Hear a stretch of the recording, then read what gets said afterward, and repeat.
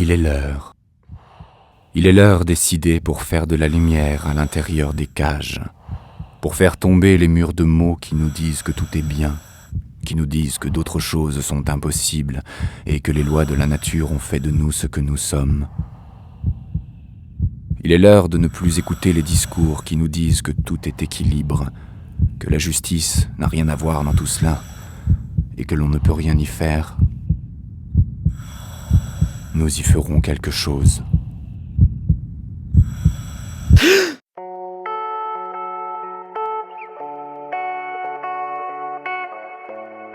El movimiento 15M es un despertar y además un despertar inmediato, en un momento en que era absolutamente necesario porque aquí estábamos totalmente adormecidos. Es el acontecimiento más relevante que se ha registrado en España desde la muerte del general Franco en 1975. Somos el 99%, ¿no? Y eso es la clave de todo. Es que el 15M cambió mucho la historia.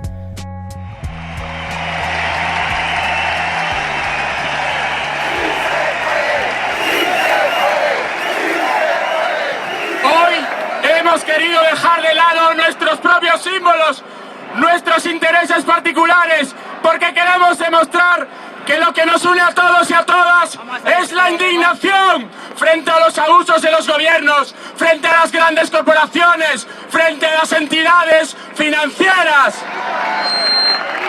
Y sobre todo, queremos una democracia que no esté condicionada y recortada por un neoliberalismo desenfrenado, deshumanizador y destructivo. En la primavera del año 2011 se reunieron de manera casi mágica 5 o 6 elementos importantes. El primero, como no, la crisis, con su dimensión central de cómo los gobernantes están más preocupados en ayudar a las empresas privadas que se entregaron a la especulación que en ayudar a los ciudadanos. Segundo elemento, las manifestaciones de la crisis en las universidades. La aplicación del Plan de Bolonia fundamentalmente se ha traducido en un caos creciente en las universidades. No es casual que la mayoría de esos jóvenes que estaban en las acampadas iniciales fuesen universitarios. Tercero, el escenario preciso del mes de mayo de 2011, con unas elecciones autonómicas y municipales singularmente tristes, en las cuales el movimiento irrumpió como un relámpago que vino a rescatar un sinfín de debates que estaban claramente marginados. Cuarto, el eco simbólico de la revuelta árabe, que yo creo que es más importante de lo que puede parecer. Y el quinto y último elemento es el trabajo de muchos años de los movimientos sociales críticos. El 15M sale a la calle con un grito que es un grito político. No nos representan. Y para mí eso es muy importante, porque no es la reivindicación corporativa de me están quitando el trabajo o estoy perdiendo los derechos. La gente salimos a la calle con una idea de lo llaman democracia y no lo es.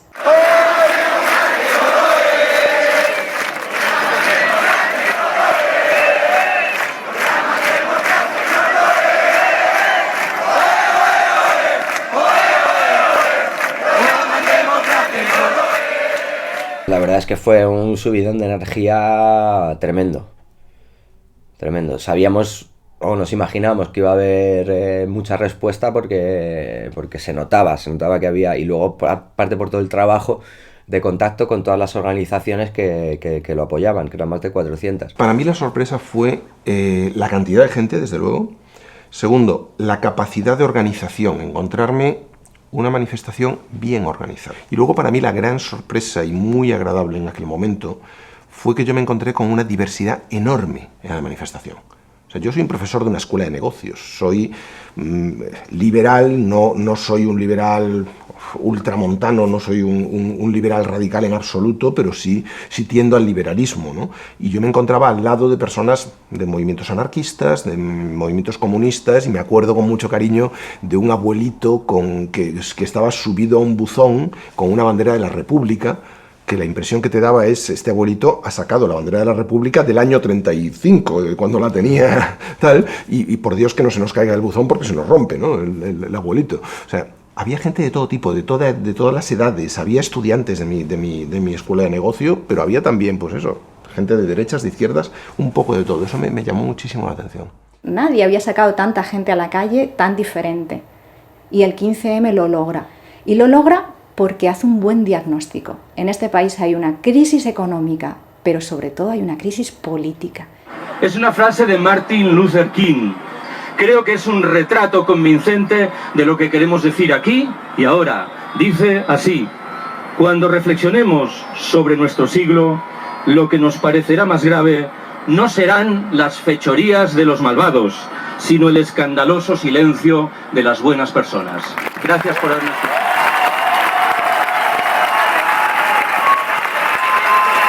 Cuando ya termina la manifestación, unas 15 personas, 12 personas deciden quedarse en Sol. Estas personas creo que fueron un poco los que mantuvieron y prendieron la mecha, ¿no? Después de la manifestación yo me quedé ahí con unos amigos y bueno, había mucha gente todavía después de la manifestación que como que tenía ganas de seguir. Y entonces yo estaba rondando por ahí y es cuando la gente empezó a hablar, bueno, ¿y por qué no nos quedamos? ¿Por qué no? Hacemos otra cosa, ¿no? También con las ideas de la Plaza Tahrir en Egipto, ¿no? De tomar las plazas, cosas así. Bueno, alguien propuso que por qué no se acampaba, ¿no? En la plaza. Entonces yo justo estuve allí y dije, pues me pareció una idea estupenda y maravillosa, entonces me sumé. O sea que justo empecé cuando empezó la cosa. El campamento lo podemos montar aquí mismo, ¿vale?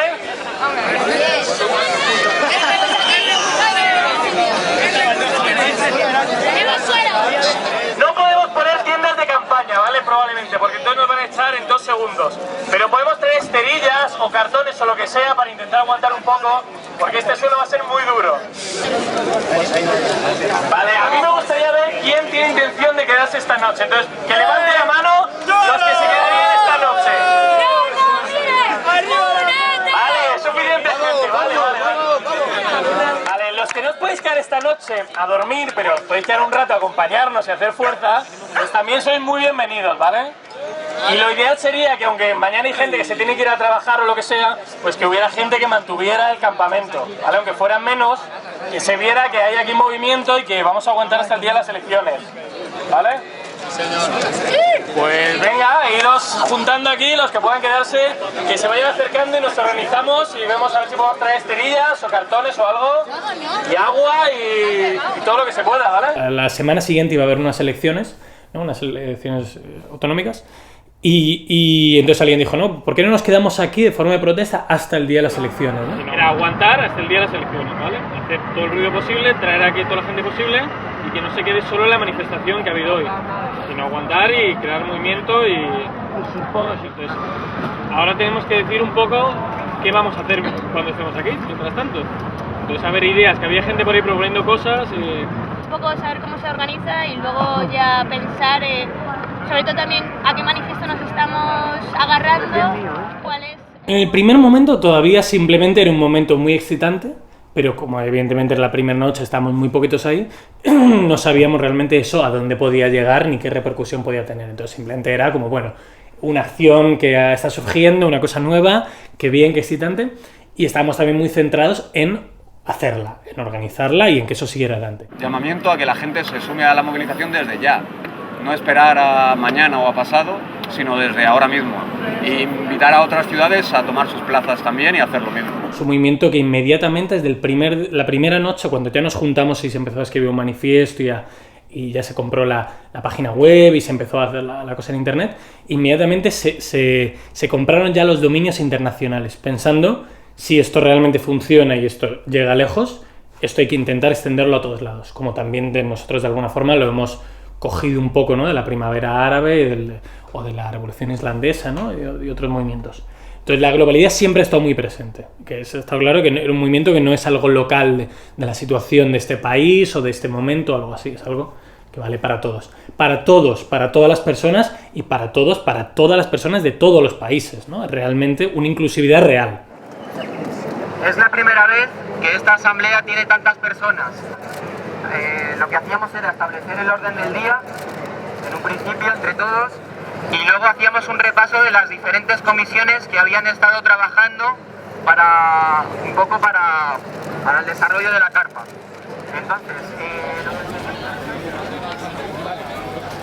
Entonces, se empezaron a generar diferentes comisiones que hablaban de distintos temas, es decir, empezó la gente a pensar y a plantearse multitud de temáticas en relación a un cambio social. Es un poco como partir de cero otra vez, es como, bueno, ahora venimos todos decidimos que ya estamos hartos, que tenemos que hacer algo, y ahora entre todos lo primero es hablar entre nosotros y a decir qué es lo que queremos, ¿no? Entonces el movimiento empieza, sobre todo mucho con eso, con la palabra presente en la asamblea, ¿no? Se entendió muy claramente desde el comienzo y nunca se discutió que iba a ser un movimiento horizontal, es decir, que todo el mundo tenía que hablar y todo el mundo tenía que ser el dueño de ese movimiento. Podríamos imaginar el apoyo que íbamos a tener y la repercusión que íbamos a tener. O sea, esto para los que estamos ayer, estamos totalmente desbordados. ¿Qué quiere decir con esto? Que esta tontería de poner una carpa, como nosotros mismos ayer nos veíamos como una tontería, esta carpa ahora la vemos como una tontería. Pero precisamente si esta carpa está ahí, ¿eso qué pasa? Que anima a la gente a que traiga otra. Y que anima a la gente...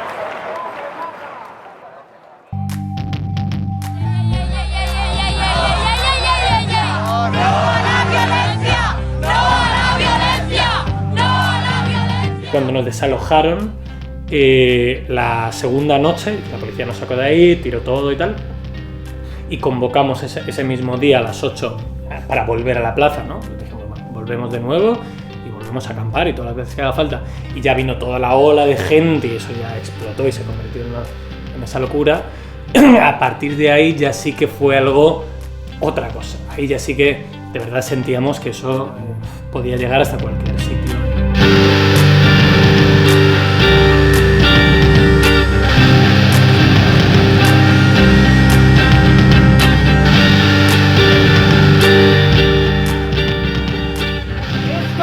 Mucho más que una concentración. Esto es una asamblea, pero la asamblea somos todos y todas.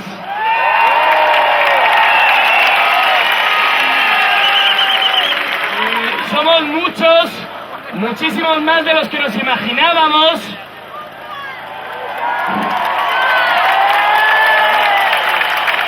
Hasta ahora hemos estado aguantando aquí en Sol. Hemos estado reuniéndonos en asambleas, creando comités de trabajo. Hay dos preguntas muy importantes que sí que queremos lanzar a todo el mundo, ¿vale? Que son, la primera, ¿queremos quedarnos esta noche?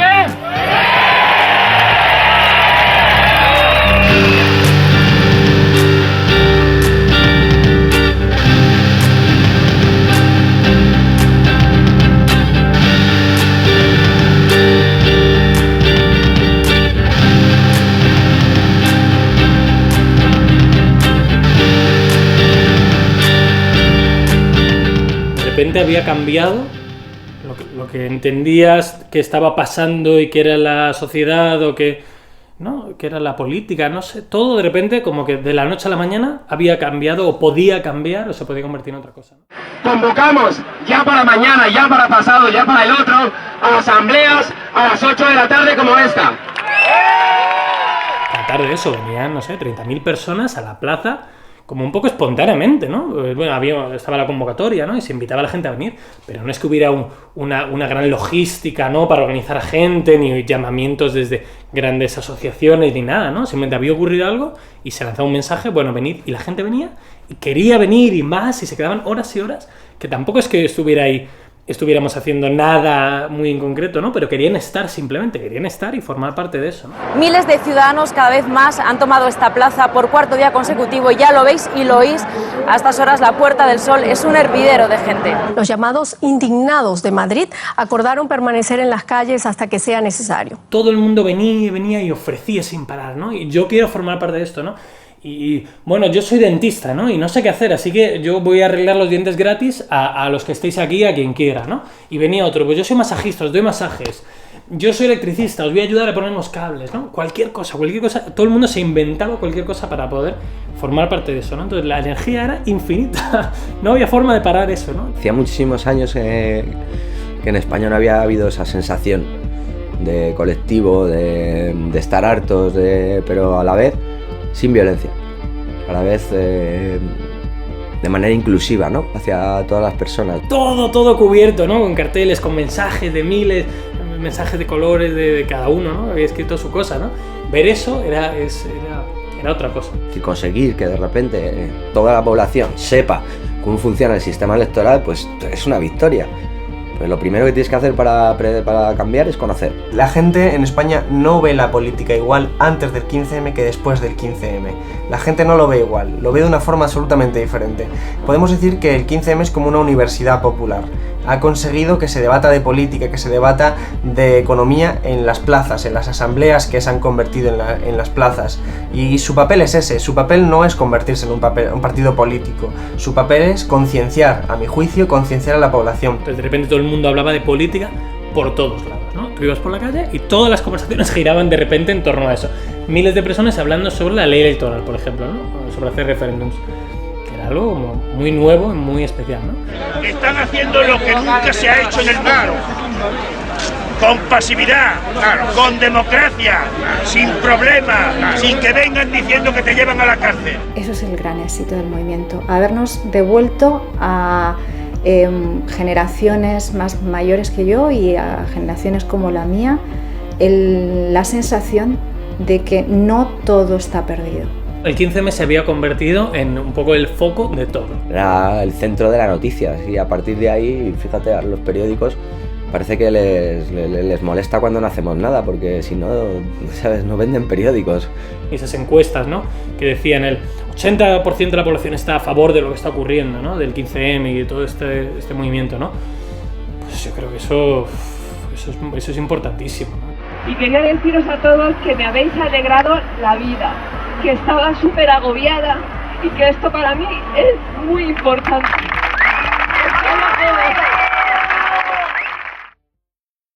Vamos a comenzar con la Asamblea General de Madrid. La Asamblea General es un organismo participativo de toma de decisiones, es un organismo en el que participamos todos, pero tenemos que tener bien claro cuál es la filosofía que tenemos que llevar aquí.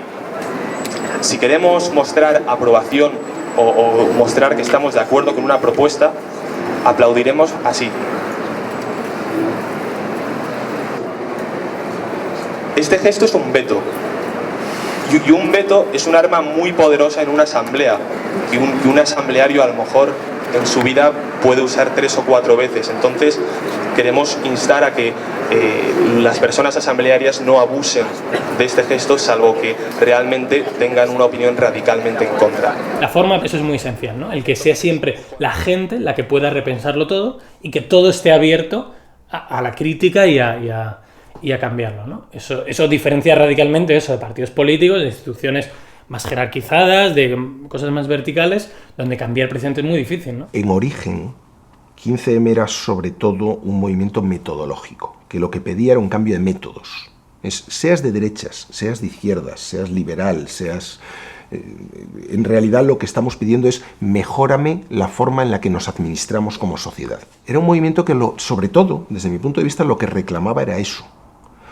A partir del momento en que el movimiento se traslada a la calle, se va a las asambleas, etc.,